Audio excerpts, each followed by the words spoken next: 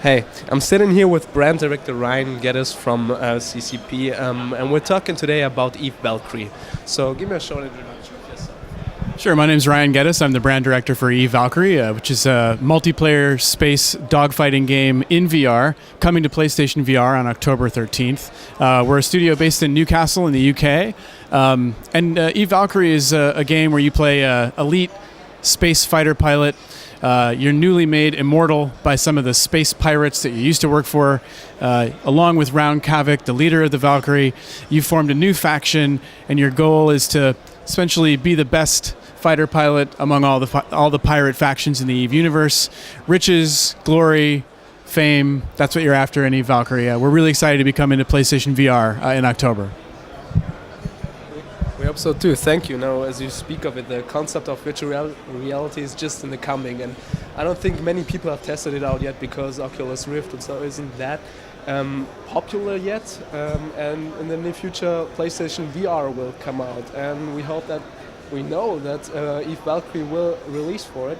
And what do you guys think is going to be the main point of EVE Valkyrie on the PlayStation VR? How can it deliver on that device? Yeah, so we've been launching on PlayStation VR has been part of our development plan from the very beginning. We're huge fans of the platform, and we've worked really, really closely with Sony to make sure that we're making the most of the hardware. We've had dev kits for a really, really long time, and our focus now is on polishing the game to be the best it possibly can be for PlayStation VR. We're a multiplayer space combat game, competitive online multiplayer. PlayStation is a great place for that type of game. We know the audience there is especially interested in that type of game. So we've done all we can to make sure we have a really great moment-to-moment dogfighting experience that's also really social. So you can squad up with your friends, form a squad, go into battle together, fight those guys the next day on the other team. So yeah, we're really excited about the ability to launch to that great PlayStation audience. Thanks. And a lot of players, including me, I just played EVE Valkyrie about half an hour ago and tested it for the first time. It was my first virtual reality experience, and it was great. But I think a lot of players feel the same way as I do. And do you plan on giving any sort of tutorial or guide if someone just starts to play the game? Yeah, so our focus is obviously on multiplayer online competitive dogfighting, but we also have some solo content in the game that's designed for that very reason, to help new players understand how to play the game, but also how to be in virtual reality, because it's a completely new medium, it's a completely new way to experience games. And as you found when you played the game, we have this kind of look-to-lock weapon system that's unique to EVE Valkyrie, where in a standard 2D game, you're kind of confined to the controller. You have your analog sticks and your buttons, which is great. We're all used to that. But in EVE Valkyrie, your head becomes almost a second controller, where you look around you have 360 degrees up and down all around you, field of vision. And you use that field of vision to look at enemy ships, lock onto them, fire your missiles, or if you're flying a logistics ship, you can use that to heal your friendly ships and to debuff your enemy ships. If you're playing as a heavy fighter, you can use that to look at your targets in space and bombard that area with tons of flak and destroy groups of enemies at the same time. So yeah, we have a new player experience that we call it, where we walk players kind of gently through the idea of being in VR and how to use the system.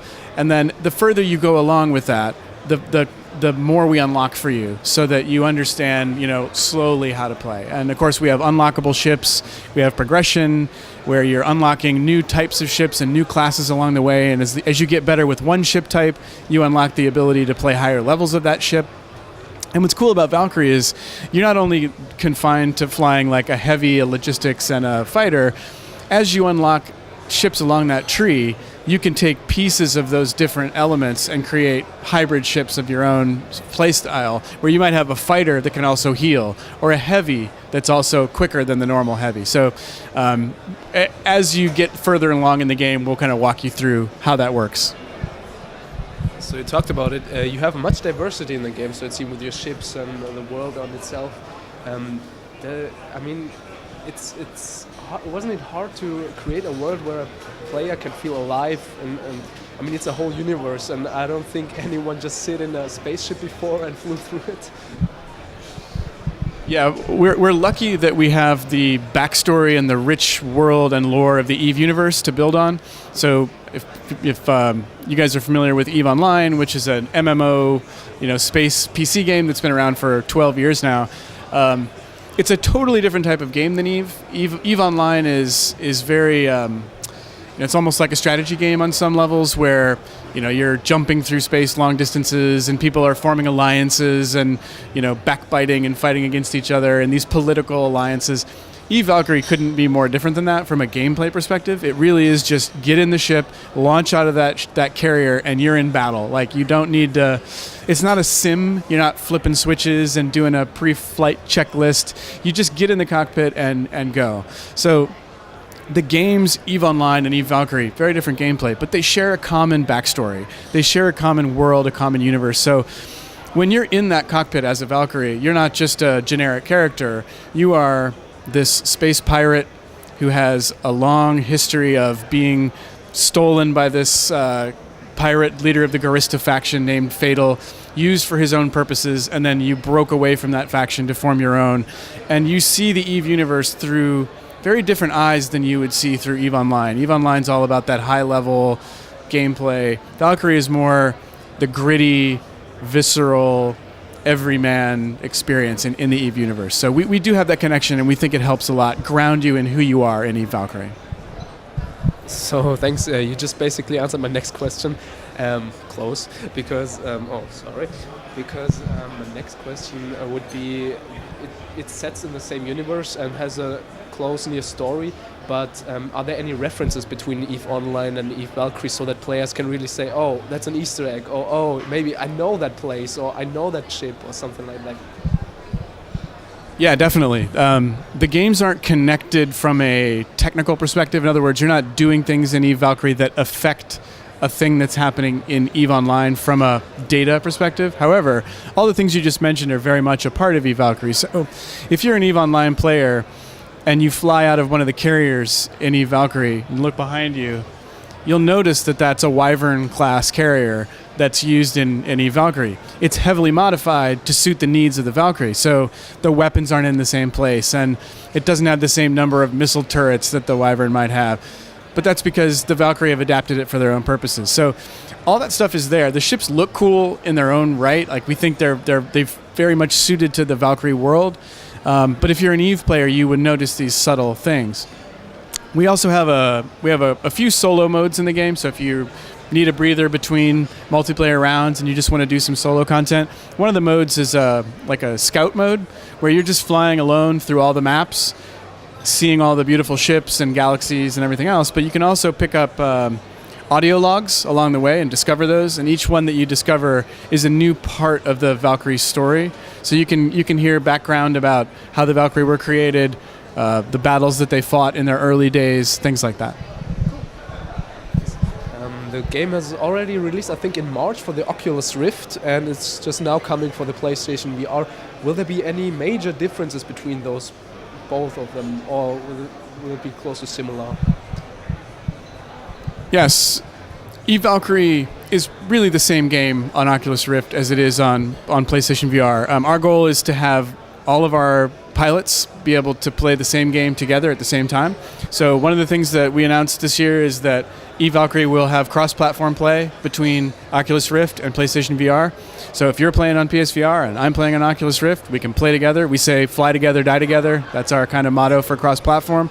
The only differences really will be differences that PlayStation gamers are familiar with the PlayStation platform itself, just the way the UI looks and feels from how you get into the game. But once you're in there, it's really the same game. And I should also mention that all the content that we've released since we launched on Oculus Rift will be coming into PlayStation VR as well. So on day one, all our PlayStation VR pilots will have the same content that we've given all of our other pilots.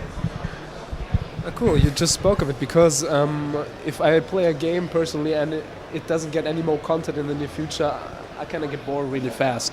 And do you plan on releasing more patch contents, more DLCs or something like that? And if yes, do we really need to pay for them, or how's it looking? Yeah, so since we launched on Oculus Rift, we've had one major update and a few patches to the game. Those were free for all of our pilots. We'll be doing the same after we launch on PSVR. So we can't announce a date yet for when the first update will come after we launch on October 13th on PSVR, but it will come. We do have more content planned, not only maps and modes and ships and things like that, but of course ongoing patches to fix and improve the game for our pilots, and all that is free content. So yeah, we won't be charging people for the content that we release post-launch. Thank you very much. Just have one question left, and it's about general. What else can we expect from the EVE franchise in the near future? I mean, I just tested out now EVE Gunjack. It's another EVE-based game, and will there be any other games like that, or how's it looking?